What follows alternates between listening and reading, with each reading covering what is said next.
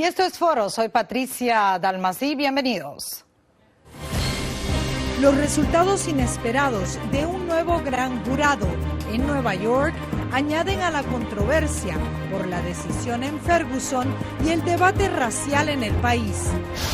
Miguel Enrique Otero, director del diario venezolano El Nacional, asegura que en Venezuela la prensa vive una amenaza permanente. ¿Quiénes serán los más beneficiados del controversial decreto presidencial sobre inmigración?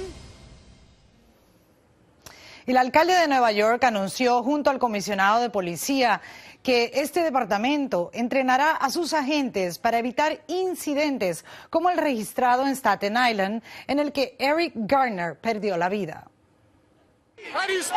Nueva York se prepara para una semana de protestas por parte de miles de neoyorquinos indignados tras la decisión de un gran jurado en Staten Island que determinó que el oficial Daniel Pantaleo no será procesado por ahorcar a Eric Garner, de 43 años, en julio de este año, cuando intentaban arrestarlo por, al parecer, vender cigarrillos de contrabando. Lo que pasó con Michael Brown la semana pasada fue muy doloroso.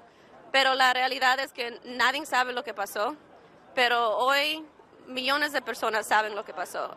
Un policía le mató a alguien inocente, sin pistola, sin nada, y es una injusticia. Los manifestantes insisten en la existencia del video que documenta el incidente, donde se muestra a la gente aplicándole una llave en el cuello a Garner mientras es asistido por sus compañeros. Tenemos a un hombre asfixiado hasta la muerte en cámara y dice 11 veces, no puedo respirar.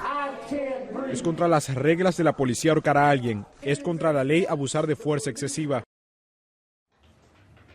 Y ahora tenemos con nosotros a Celia Mendoza, corresponsal de La Voz de América en el estado de Nueva York. Celia, un gusto tenerte. ¿Nos puedes decir qué aconteció en el segundo día o la segunda noche de protestas en esa ciudad? Patricia, por más de 7 horas los manifestantes se reunieron en el Bajo Manhattan para protestar y sabemos que decenas de ellos fueron arrestados luego de obstruir el paso vehicular y una vez más están pidiendo que se haga una investigación y que el gobierno federal actúe en este caso en particular, en donde ellos creen el gran jurado no hizo el trabajo que se debería hacer, basados en este video que muestra al oficial al parecer ahorcando a este hombre. Y brevemente, Celia, ¿qué se espera para los próximos días? ¿Van a continuar las manifestaciones?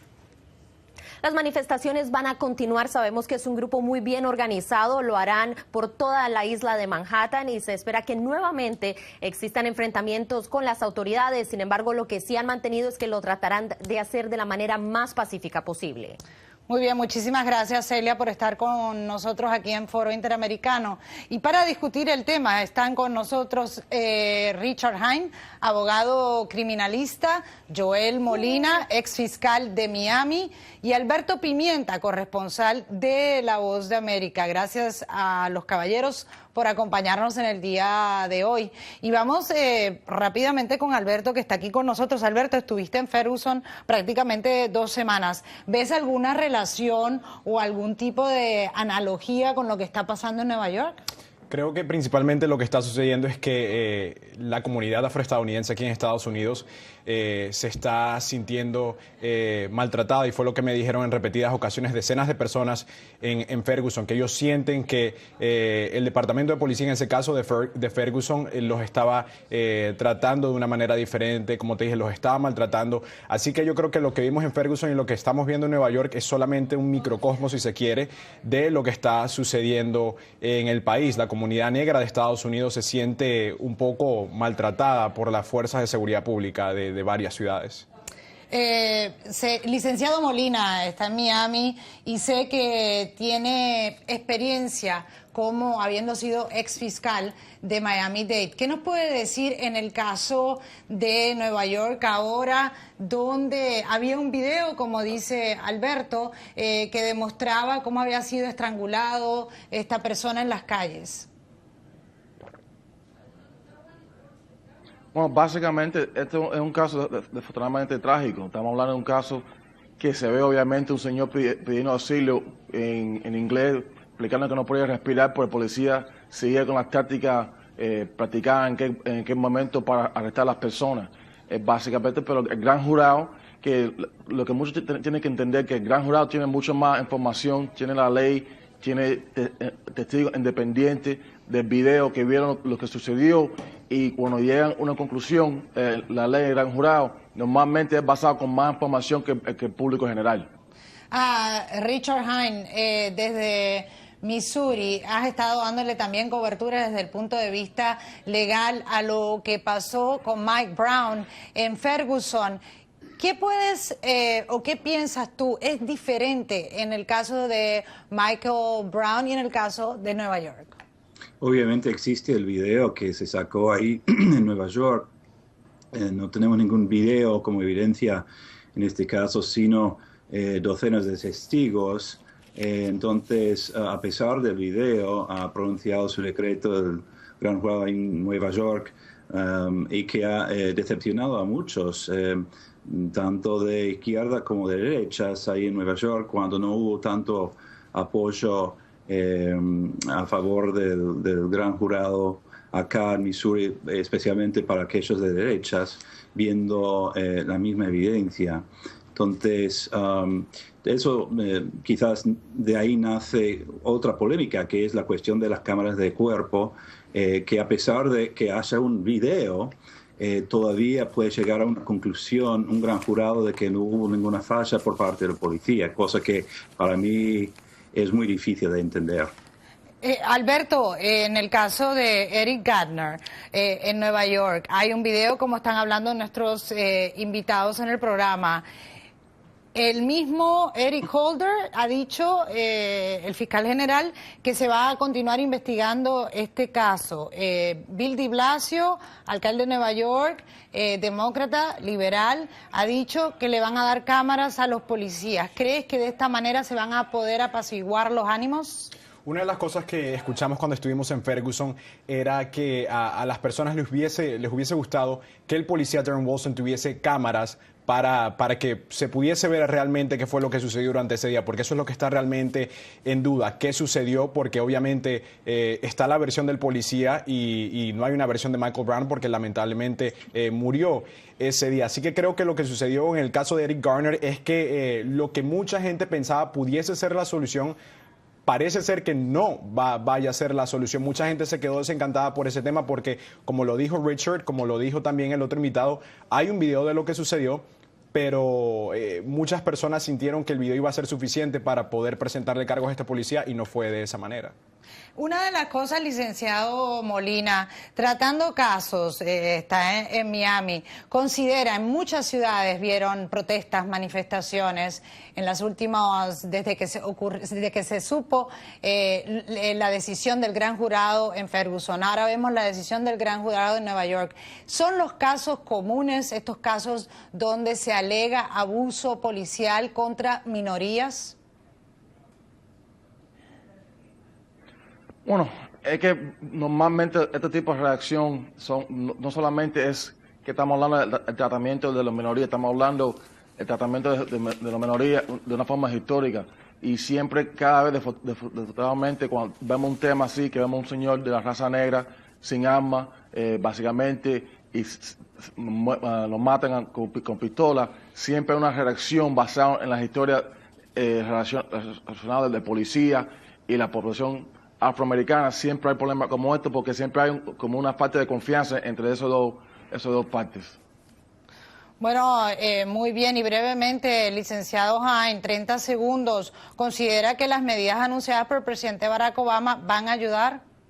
Es un paso favorable para adelante y me parece que lo que hay que hacer también es una revisión. He estado diciendo esto desde que sucedió lo del gran jurado aquí, que una revisión general de las normas de entrenamiento a nivel nacional, estatal y local de la policía, y quizás estudiar el por qué estos policías que están sirviendo al público tienen tanto miedo del mismo público que está sirviendo. ¿Por qué es eso? Pues, esa indiscutiblemente es la gran pregunta y me imagino que esta noticia se va a ir desarrollando y evolucionando en cuanto al gobierno de Estados Unidos federal y estatal, a las medidas que serán tomadas para tratar de paliar la situación caldeada que existe en estos momentos en la sociedad. Regresamos en unos momentos. Gracias a Richard Hein, Joel Molina y Alberto Pimienta por su participación en Foro. En breve, el director del diario El Nacional, Miguel Enrique Otero. Muchísimas gracias.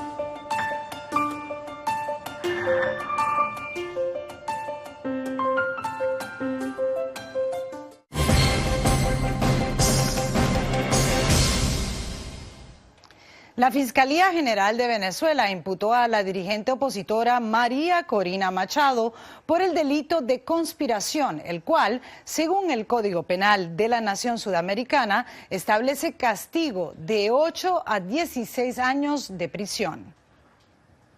Me entrego. Ninguno se entrega.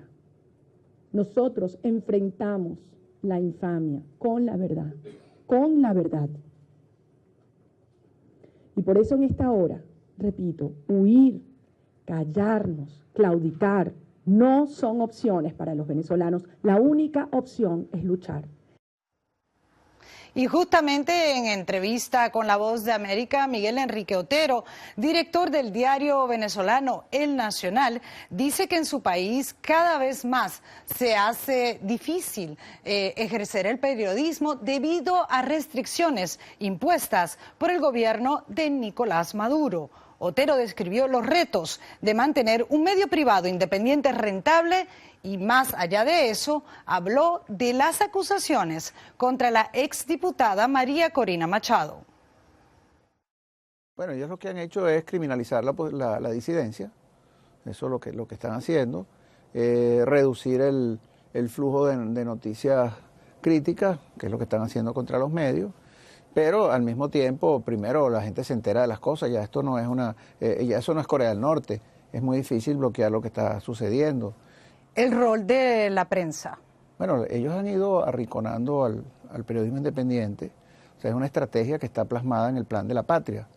Esa estrategia se llama hegemonía comunicacional.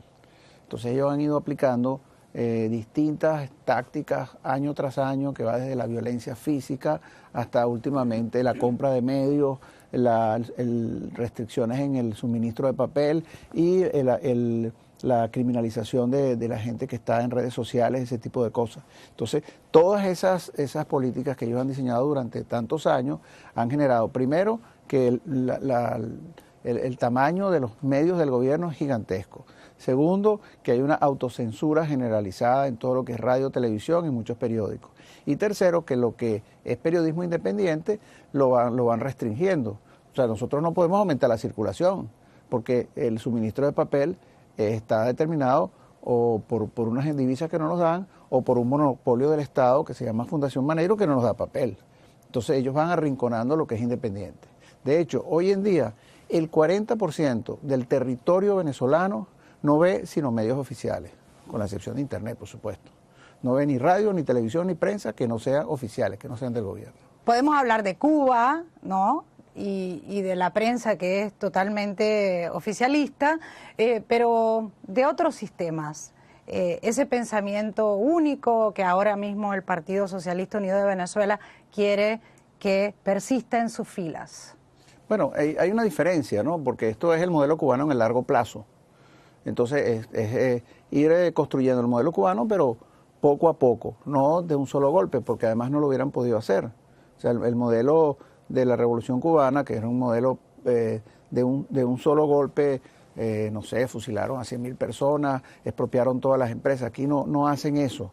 Entonces, estos populismos autoritarios del siglo XXI son mucho más inteligentes. Lo hacen poco a poco y tratan de vender ante el mundo de que son unas democracias, porque hay elecciones, porque dejan que salga un periódico opositor, que tiene las noticias, X. Pero en la práctica van desarrollando y construyendo ese modelo cubano en el largo plazo. Y lo peor de esto es que estos son los populismos autoritarios de América Latina, que se van reproduciendo en distintos países y van copiando las estrategias del modelo chavista, los países con diferencias, con un lag, con lo que sea, pero las van copiando. Y en América Latina se está produciendo un fenómeno muy complicado en relación a este tipo de regímenes. ¿Estamos viendo una erosión de lo que es un sistema democrático? Bueno, un sistema democrático donde no hay instituciones independientes.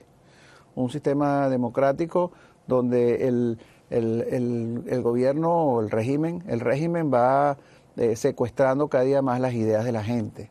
Un régimen que va arrinconando el periodismo independiente, un régimen que toma medidas arbitrarias sin ningún tipo de como expropiaciones, como acciones contra individuos, como amenazas, en fin, sin ningún tipo de control.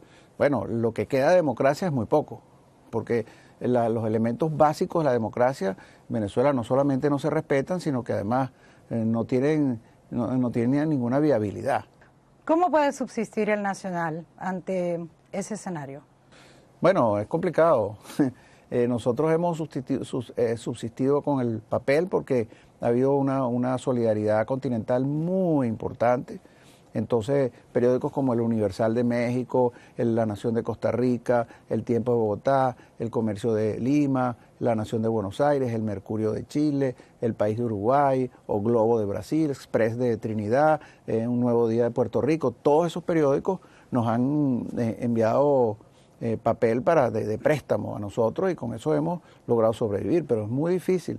En un corto plazo, ¿va a claudicar el Nacional? No, nosotros no vamos a claudicar. A nosotros nos intentaron comprar, nosotros les dijimos que no, fueron y compraron otros medios, compraron El Universal, compraron Últimas Noticias, son los medios grandes, y aparentemente hay otros medios que están en ese proceso, pero nosotros no, llegaremos hasta el final, hasta donde tengamos que llegar, y si vamos a ir clandestinos, iremos clandestinos. Gracias a Miguel Enrique Otero por concedernos esta entrevista. En unos minutos, debate del decreto presidencial de Obama, no se lo pierda.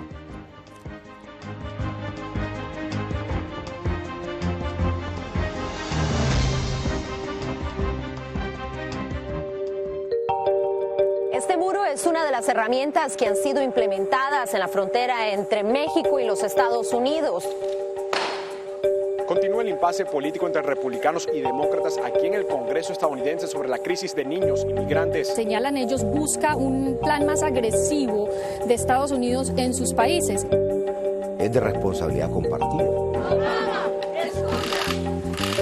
No hay una luz al final de ese túnel, no van a poder quedarse, van a seguir en proceso de deportación. Disminuyen las detenciones de menores en la frontera sur de Estados Unidos. Diariamente miles de personas arriesgan su vida para llegar a los Estados Unidos, entre ellos menores de edad. A punto de ser arrestados aquí enfrente de la Casa Blanca. Una solución de fondo a este problema va a tardar años, si no décadas.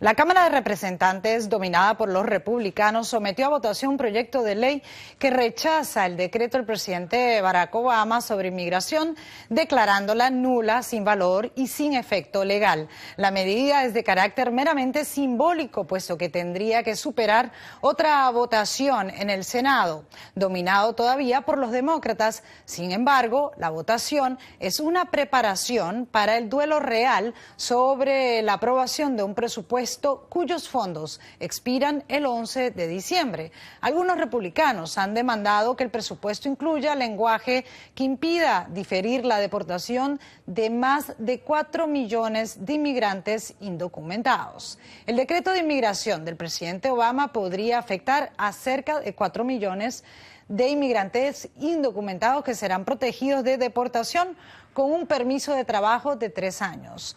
El grupo más grande consta de padres inmigrantes no autorizados que han vivido en los Estados Unidos durante al menos 5 años y tienen hijos que son ciudadanos. De ellos, unos 700,000 tienen hijos adultos y los restantes 2,8 millones tienen hijos menores de 18 años.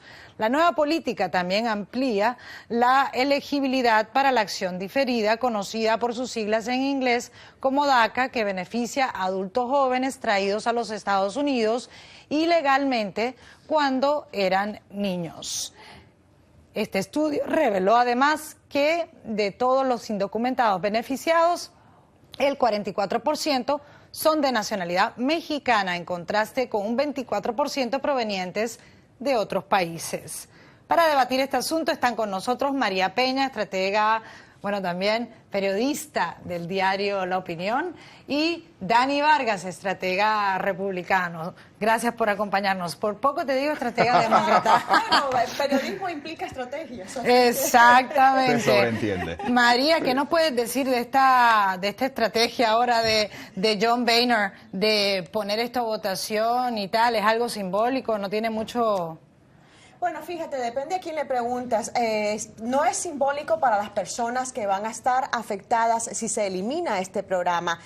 Yo creo que el presidente de la Cámara de Representantes acertó en permitir este voto por la sencilla razón de que le estaba dando espacio político a los republicanos para ventilar su frustración con el presidente Obama por estas medidas unilaterales.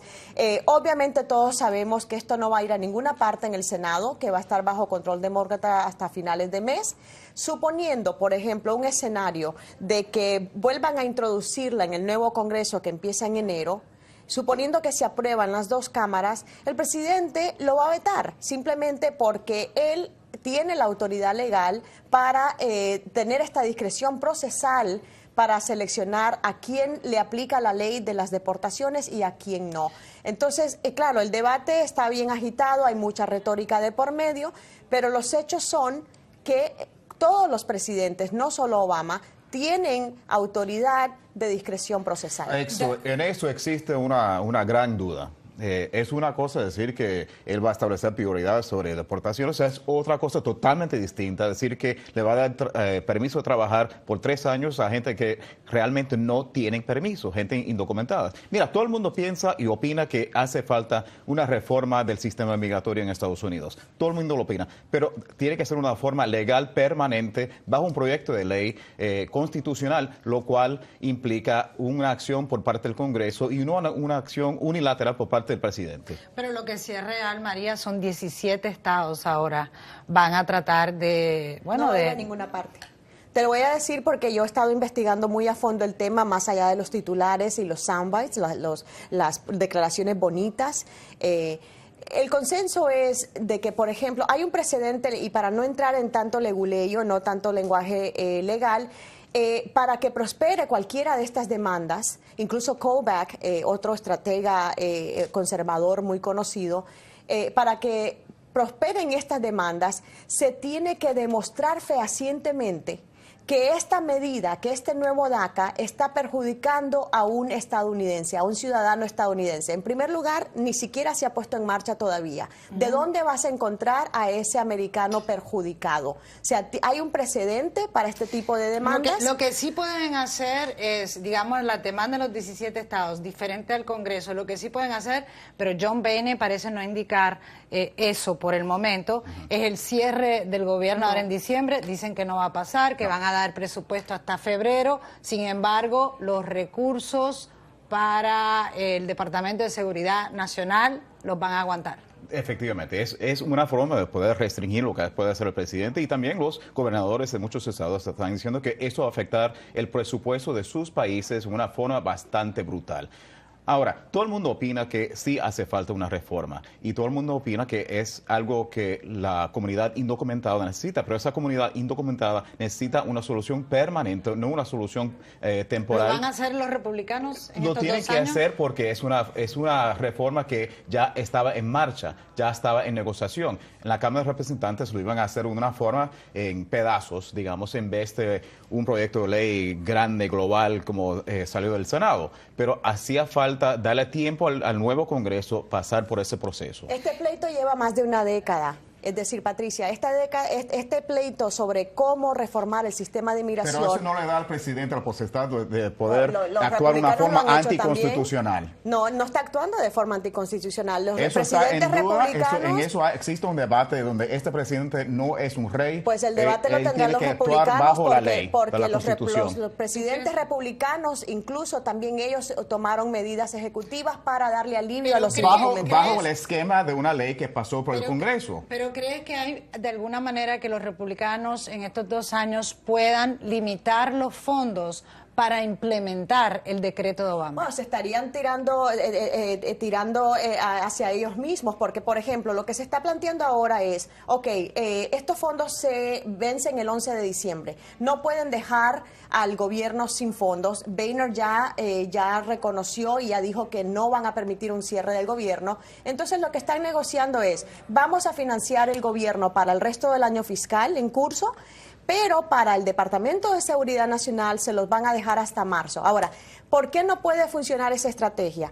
Porque la agencia encargada de poner en marcha los programas de inmigración es autofinanciada.